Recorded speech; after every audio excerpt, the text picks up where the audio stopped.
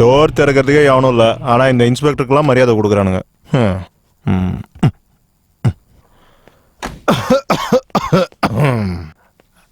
வணக்கம் வணக்கம். வணக்கம் சார். உட்காருங்க உட்காருங்க. சாரி சார், நேற்று டென்ஷனில் அதிகமாக பேசிட்டேன். நீங்கள் டியூட்டியில் பிஸியாக இருக்கும்போது என்னென்னமோ சொல்கிறீங்க, இதெல்லாம் சாதாரணம் தான், விடுங்க. சார், நீங்கள் என்கிட்ட ஏதோ பேசணும்னு சொன்னீங்களாமே. அது பார்த்தீங்கன்னா இப்போ நாங்கள் ஆட்சிக்கு கொஞ்ச நாள் தான் இருக்கு. அதுக்குள்ளே நீங்கள் ஒரு என்கவுண்டர் வேற பண்ணிட்டீங்க. அவனுக்கும் சொந்தக்காரன் யாருமே இல்லை. அவன் பொண்டாட்டி கூட பாடியை வாங்கிட்டு போவே இல்லைன்னு சொன்னாங்க. ஆமாம் சார், அவள் பொண்டாட்டி போஸ்ட்மார்ட்டம் முடிஞ்ச உடனே கவர்மெண்ட்டோட ரூல்ஸ் படி என்னென்ன பண்ணலுமோ அதெல்லாம் பண்ணி அந்த முகத்தை மட்டும் பார்க்க மாட்டேன்னு சொல்லிட்டாங்க சார். ஓஹோ, அப்படியா? அந்த விஷயமா தான் நான் உங்ககிட்ட பேசலாம்னு சொல்லி கூப்பிட்டேன். சொல்லுங்க சார், நான் என்ன பண்ணணும்? இந்த என்கவுண்டர் முடிஞ்சதுக்கு அப்புறம் என்னால வீட்டுல நிம்மதியாவே இருக்க முடியல. தூங்கும் போது கெட்ட கனவுலாம் வருது. நான் ஜோசியரை போய் பார்த்தேன். ஐயா, எனக்கு என்ன பிரச்சனைன்னு கேட்டேன். அதுக்கு அவர் சொன்னாரு, 2 என்கவுண்டர் பண்ணாங்கல்ல, அவனோட காரியத்தை சரியாவே பண்ணலன்னு. அதுக்காக தான் அவன் ஆத்மா பூதமாகி பேயாகி இந்த மாதிரிலாம் கொடுமை பண்ணிட்டு இருக்கிறதா அவர் சொன்னாரு. சார், இந்த கதை நம்புற மாதிரி இருக்கா சார்? நம்பிதாயா ஆகணும். இந்த காலத்துல எல்லாம் யாருக்கு என்ன நடக்கும்னு யாராலையும் சொல்ல முடியாது. அதுக்காக தான் என்னோட ஜோசியர் சொன்னாரு, நீங்க என்கவுண்டர் பண்ணீங்கல்ல, அவன் பாடி எடுத்து அவனுக்கு ஆக வேண்டிய காரியங்கள் எல்லாம் நீங்களே பண்ணிருங்க, எல்லாம் சரியாயிடும். அது எப்படி சாத்தியம் சார்? அவனை சுட்டு ஏற்கனவே 4 நாள் ஆயிடுச்சே. ஆனா என்ன சார், அவனோட சாம்பல் கிடைக்கும்ல, கொண்டு போய் கங்கை ஆத்துல விட்டு சாசனம் பண்ணி பூஜை பண்ணா எல்லாம் சரியாயிடும்.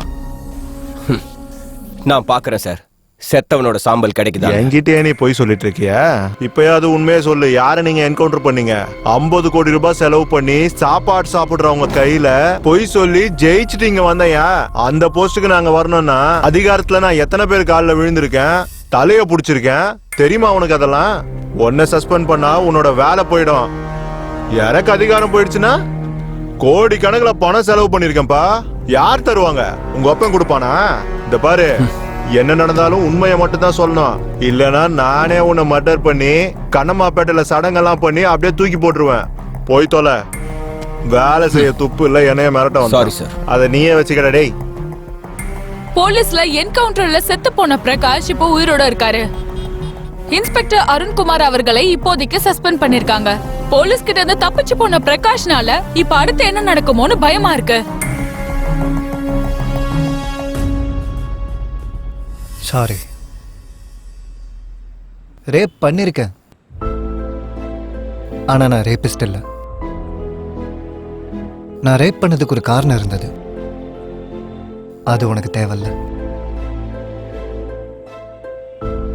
நான் திருந்தணும்னு சொல்லிட்டு ரொம்ப ஆசைப்பட்டேன், ஆனா அந்த கடவுள் எனக்கு வாய்ப்பு கொடுக்கவே இல்லை. நீ மாறுறதுக்கு அந்த கடவுள் உனக்கு வாய்ப்பு கொடுக்கறதுக்கு முன்னாடி முதல்ல நமக்கு மனசு இருக்கணும். அதுக்கே நீ இப்படி கோவப்படுற? ரொம்ப நாளுக்கு அப்புறம் இப்பதான் நீ தனியா வந்திருக்க, சந்தோஷப்படு.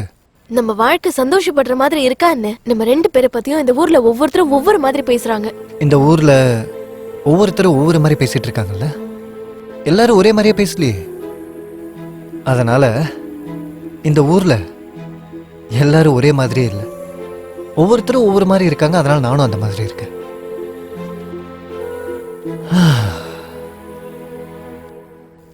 குழந்தைய பார்த்துக்கிட்டு, வீட்டு வாடகையை கட்டிக்கிட்டு வாழ்க்கை நடத்துறது உனக்கு ரொம்ப கஷ்டமா இருக்குல்ல? ராஜேஷ் அப்பப்போ செலவுக்கு பணம் கொடுத்துட்டு இருக்காரு. நான் உன்னை கல்யாணம் பண்ணி ரொம்ப பெரிய தப்பு பண்ணிட்டேன். தயவு செஞ்சு என்னை மன்னிச்சிடு. அப்படிலாம் அதுவும் இல்லை. நான் கூட எத்தனை நாள் இருந்தனோ அப்போ பார்த்த சந்தோஷம் அதுக்கப்புறம் எனக்கு கிடைக்கவே இல்லை. நீ ரொம்ப நல்லவ. உன் கூட வாழ்றதுக்கான யோகிதை எனக்கு இல்லை. தயவு செஞ்சு நீ அழாத. நீ அழறத என்னால பார்க்க முடியல. எங்கேயோ பிறந்து எங்கேயோ வளர்ந்து எனக்காக 4 சொட்டு கண்ணீர் விடுற உனக்காக மட்டும் நான் பெரிய சந்தோஷத்தை கொடுத்திருக்கேன்னா அது என் வாழ்க்கையில கிடைச்ச பாக்கியம். சரி, நான் இப்ப கிளம்புறேன். ராஜேஷ், நீ என்னை கொஞ்சம் ட்ராப் பண்றா.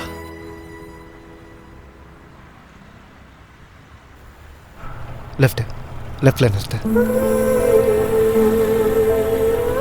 என் பொண்டாட்டி பையனை பார்க்கறதுக்கு உனக்கு ரொம்ப கஷ்டமா இருக்குல்ல? அந்த மாதிரிலாம் ஒன்றும் இல்லைடா. ஃப்ரெண்ட்ஷிப்குள்ளே சில சமயம் இந்த மாதிரிலாம் பண்ணி தான் ஆகணும். 2 வருஷமா ஜெயிலில் இருக்கான். அவன் எப்படி இருக்கான்னு நீ பார்க்கறதுக்கு கூட வரல. ஆனால் அவன் பொண்டாட்டி பிள்ளைய நீ நல்லா பார்த்துக்கிற. இன்ஸ்பெக்டர் வீடு முன்னாடி தான் இருக்கு. ஏய், பெங்களூரில் இந்த மாதிரிலாம் பிரேக் போடக்கூடாது, பின்னாடி வரவங்க இடிச்சிருவாங்க. போ. ரொம்ப நாள் கழிச்சு நான் வந்திருக்கேன். அட்லீஸ்ட் என் பையனை கூட்டு வந்து என்கிட்ட காட்டுறதுக்கு கூட என் பொண்டாட்டிக்கு மனசு வரலல்ல? உன் பையனை நல்லா தான் வளர்த்துக்கிட்டு வரா. எங்கே உன்னோட நிழல் உன் பையன் மேலே பட்டுச்சுன்னா அவனோட வாழ்க்கை நல்லா இருக்காதுன்னு நினச்சி தான் கூட்டிகிட்டு வரல. பையன் எனக்கு பிறந்ததுனால என்ன மாதிரி ஆகுறதுல என்ன தப்பு இருக்கு? சரி, நீ போ.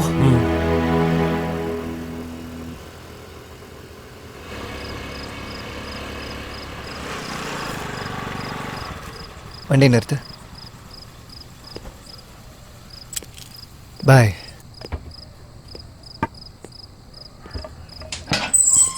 மச்சான், ஒரு நிமிஷம்.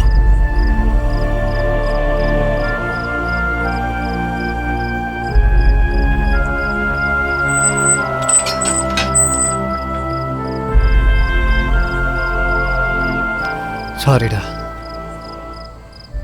என்னால தான் நீ இந்த நிலைமைக்கு ஆளாயிருக்க. லாயர்கிட்ட ஃபீஸ் கிட்ட பணம் இல்லைடா. லாயர் இனிமேல் எனக்கு தேவையில்ல. சரி, நான் அப்போ கிளம்புறேன். உங்கள் கடமையை சரிவர செஞ்சிட்டு இருந்த ஆஃபீஸர் நீங்கள். என்னால் நீங்கள் சஸ்பெண்ட் ஆகிட்டீங்க. என்னை மன்னிச்சிருங்க. உங்கள் மேலேயோ ஜெயநந்தன் மேலேயோ இல்லை ஜெயநந்தன் தம்பி மேலேயோ எனக்கு எந்த விதமான கோபமும் இல்லை. நான் இந்த மாதிரி ஆகுறதுக்கு காரணமே வேற சார். அம்மாவையும் பொண்ணையும் எப்பறா ஒரே டைம்ல ரேப் பண்ண? நான் எப்பவுமே மஜா பண்ணுன்னு சொல்லி ஆசைப்பட்டதே கிடையாது. நான் மனசளவில் ரேப் பண்ணுன்னு சொல்லி ப்ரிப்பேர் ஆகிட்டேன். அதனால தான் இது நடந்திருக்கு. அந்த பையனை ஏன் கொன்ன? பையனை கொல்றதுக்கான ஐடியா என்கிட்ட இல்லவே இல்லை. ஏன்னா முரளிக்கு பையன் இருக்கிற விஷயமே எனக்கு தெரியாது. பையன் செத்து போனனால இப்போ நல்லது தான். அப்படி என்னப்பா பெரிய நல்லது உனக்கு நடந்துருச்சு? முரளிக்கு வேற வீட்டு பொண்ணுங்க எல்லாமே விபச்சாரி மாதிரி தான் தெரிவாங்க. ஆனால் அவன் வீட்டு பொண்ணுங்களை பெரிய பத்தினி மாதிரி நினச்சிக்கிட்டு இருக்கான். நான் அவங்க வீட்டில் பெரிய பத்தினிலாம் யாரும் இல்லைன்னு முரளிக்கு காட்டுறதுக்கு தான் அதை பண்ணேன். பையன் குறுக்க வந்தனால கோவத்தில் உதைச்சிட்டேன். அதுக்கப்புறம் பார்த்தா பையன் செத்து போயிட்டான். பையன் செத்தனால போலீஸ் கேஸ் ஆயிடுச்சு. கேஸ் ஆனனால முரளி வீட்டில் யாருமே பத்தினி இல்லைன்னு ஊர் உலகெல்லாம் தெரிஞ்சு போச்சு. சரி, இப்போ உன்னோட இன்டென்ஷன் தான் என்ன? ரவி செத்து போனது நீங்க சுட்ட ரிவால்வர்னால இல்ல. நான் சுட்ட இந்த ரிவால்வர்னால தான் அவன் செத்து போனான். என்ன ரமேஷ், என்ன விஷயம்? ஒன்றும் இல்லை, பாண்டியன் உங்ககிட்ட பேசணும்னு ஆசைப்படுறான். யோசனை பண்ணாத, உன் மேல அவனுக்கு எந்த கோவமும் இல்லை. ஜஸ்ட் உங்ககிட்ட ஃப்ரெண்டா பேசணும்னு ஆசைப்படுறான். ஏய் ரமேஷ், பாண்டியன் அப்படின்னு நீ எனக்கு சொல்லி தரியா? ஒரே தட்டுல ஒன்னா சாப்பிட்டு வாழ்ந்தவங்கடா நாங்க. அவனை எங்க பார்த்த? அது நான் அப்புறம் சொல்ற வீடு. இப்ப அவன் எங்க இருக்கானாமா? ஜெயன தோட்டத்து வீடு இருக்குல்ல, அந்த கொலை நடந்த வீடு. அங்க ராத்திரி 1 மணிக்கு வரதா சொல்லியிருக்கான். சரி, ஓகே, பார்க்க வரேன். ஓ ஓகே, வாடா.